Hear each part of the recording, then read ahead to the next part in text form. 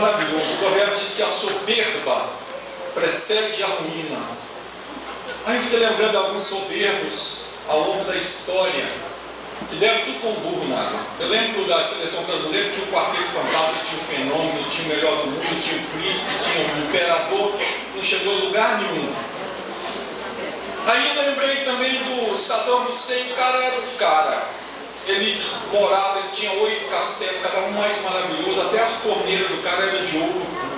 De repente houve um revertério total na vida dele. Esse camarada perdeu tudo e foi encontrado dentro de um buraco, todo barbudo, cheio de piolho, e literalmente depois perdeu o pescoço, passaram a cordinha no pescoço dele. Ao longo da história, sempre você pode ver assim que acontece isso. Aí tem o Zé Dirceu, que era o super, mega, hiper ministro do Lula, fazia acontecer, todo arrogante, de repente também saiu pelas portas do fundo, como Collor de Mello. Aí, meditando em provérbio, eu fiz uma música.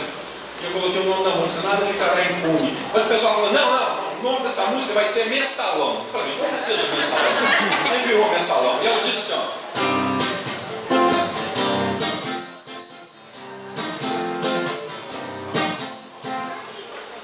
Dando uma microfone.